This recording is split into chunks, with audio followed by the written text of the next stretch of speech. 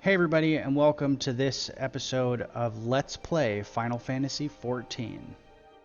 When you first get into a dungeon for the very first time, you're going to be greeted with a cutscene. It's going to show you a little bit about the dungeon and some enemies that you might find. If you've already been in the dungeon and there's a player in your group that hasn't seen it, or they haven't selected to skip playback on dungeons they've previously seen the cutscenes for, you're going to see a little cutscene icon next to their name. While you're waiting for them, it's always a good idea to greet your party. I've set up a macro where I say hello to everybody, and I let them know that I'm recording a video for YouTube. And I also let them know that if it's not okay with them, I'll stop recording at any time.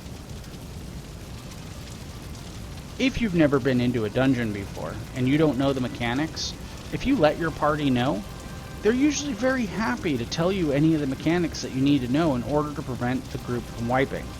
A 30-second explanation will save the party a lot of time if they do wipe and have to run back to the boss.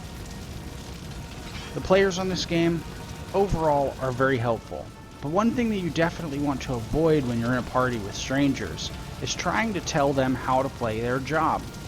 Being rude or cussing people out can actually get you reported, and in some cases, depending on the severity of the reaction that the players have with you, you or they can be suspended or even permanently banned. So this is the first primal fight that you're going to fight throughout the game, but you're going to fight many of them. This one, as your entrance primal fight, is just a 4-man boss. It's a pretty straightforward, simple fight with very few mechanics that the players have to be aware of as an entrance primal boss. As we get to some of the mechanics that are important that you execute properly, I'll highlight them. As the only tank in the party, it's very important that I turn on my Defiance stance, which increases the enmity generation by a significant amount. If you're in an 8-man party, and the fight only requires one tank, the main tank should be the only one that has their enmity generation stance turned on.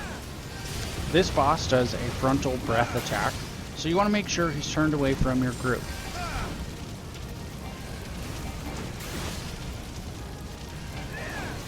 He'll also do an AoE attack that has a knockback associated with it, so anyone standing close to the boss when he does this move will be thrown back.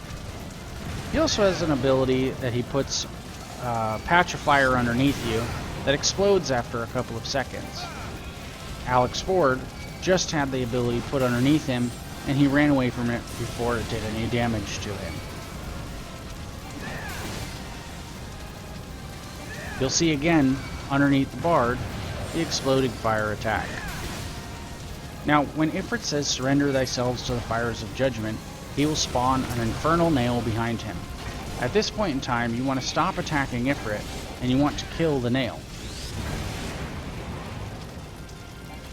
I'm just attacking it with my tomahawk attack because I have it at range, and I don't want to turn the boss into the raid group so that he doesn't breathe fire onto them.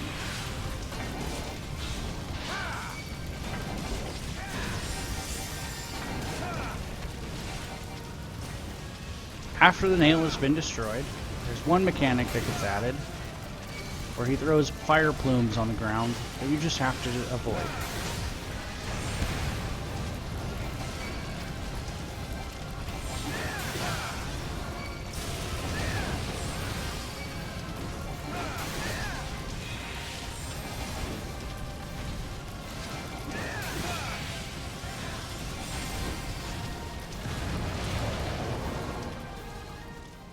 At the end of every dungeon, you're going to have the option of giving a player a commendation.